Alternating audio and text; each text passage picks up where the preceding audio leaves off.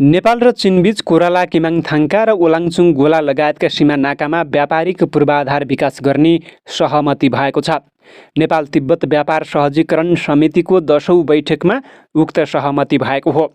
चीनको स्वशासित क्षेत्र तिब्बततर्फका सीमा क्षेत्रमा धमाधम पक्की सडक लगायत भौतिक पूर्वाधार निर्माण भए पनि नेपालतर्फको सीमामा आशातीत पूर्वाधार निर्माणको अवस्था कमजोर रहेको छ। नेपाल र चीनका अधिकारीहरूबीच सोमबार 9 घण्टा भर्चुअल माध्यमबाट बैठक भएको हो। बैठकमा सीमामा पूर्वाधार निर्माणबारे विशेष छलफल भएको सहभागी अधिकारीहरूले जानकारी दिएका छन्। बैठकमा नेपाली पक्षको नेतृत्व गरेका वाणिज्य मन्त्रालयका सहसचिव नारायण रेग्मीले कोरला किमाङथाङका र ओलाङचुङ गोला लगायतका सीमा नाकामा व्यापारिक पूर्वाधार विकास गर्ने सहमति भएको बताएका छन्। उक्त बैठकमा चिनिया पक्षको नेतृत्व चीनको तिब्बत सरकारका उपमहासचिव रेन सिनपिङले गरेका थिए। बैठकमा चीन सरकारको सहयोगमा रसुवाको टिमुरेमा निर्माण भइरहेको सुक्खा बन्दरगाह यथाशीघ्र सम्पन्न गर्ने सहमति भएको उनले जानकारी दिएका छन्। चीनले केरुङतर्फ केही वर्ष यता सडक पूर्वाधार लगायत संरचना बनाए पनि नेपालतर्फको सडकको अवस्था दयनीय रहेको छ। त्यसैगरी सुक्खा बन्दरगाह निर्माणको काममा पनि प्रगति भएको छैन। नेपाल र चीनको तिब्बत बीच द्विपक्षीय व्यापार सहजीकरण गर्ने उद्देश्यले सन् 2010 अप्रिलमा एक समझदारी पत्रमा हस्ताक्षर भई नेपाल तिब्बत व्यापार सहजीकरण समितिको स्थापना भएको थियो। सो सम्झौतामा भएको व्यवस्था अनुसार उक्त समितिको 10औं बैठक हिजो आयोजना भएको हो।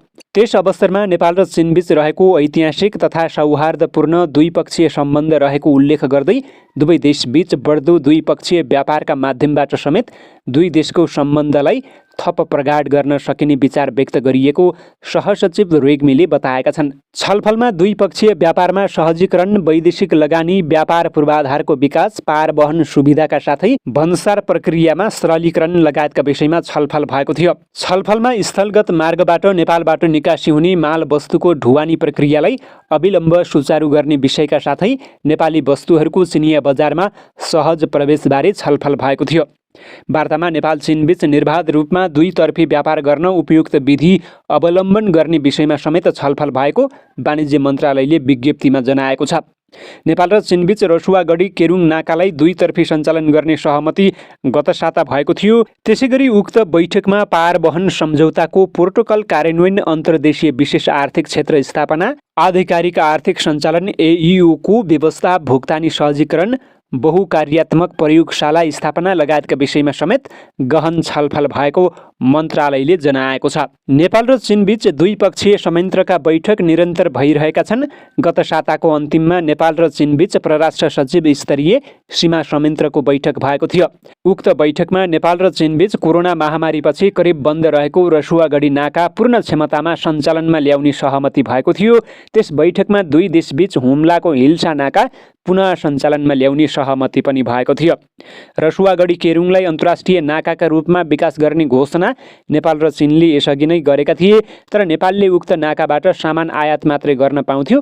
गत बिहीबारको बैठकमा उक्त नाकालाई दुईतर्फी सञ्चालनमा ल्याउन सहमति भएपछि अब नेपालले चीनतर्फ सामान निर्यात गर्न पाउने भएको छ। भर्चुअल माध्यमबाट भएको बैठकमा परराष्ट्रका उत्तर पूर्वी एसिया महाशाखा प्रमुख लोकबहादुर थापाले नेपाली पक्षको नेतृत्व गरेका थिए भने चीनका तर्फबाट चिनिया विदेश मन्त्रालयका सीमा तथा समुद्री मामिला विभागका महानिर्देशक वुड लियाङले नेतृत्व गरेका थिए।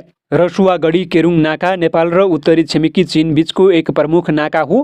कोरोना महामारीसँगै उक्त नाकाबाट नेपालतर्फ हुने आयात नराम्ररी प्रभावित भएको थियो। चीनले कोरोनाको संक्रमण फैलिन नदिन नेपालतर्फबाट सीमा नाकामा कडाई गरेपछि नेपाली व्यापारीले चीनबाट सामान ल्याउन कठिनाई भएको थियो।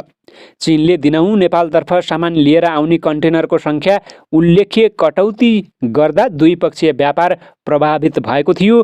कोरोना महामारीसँग सम्बन्धित स्वास्थ्य प्रोटोकल अवलम्बन गरी नाकाबाट दुईतर्फी व्यापार सुचारू गर्ने सहमति भएको हो।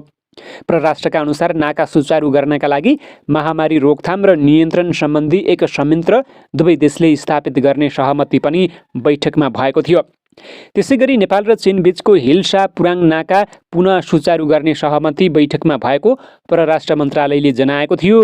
नेपालका उत्तरी भेगमा रहेका जनताको जीवनयापन सहज बनाउन उक्त नाका खोल्ने सहमति भएको हो।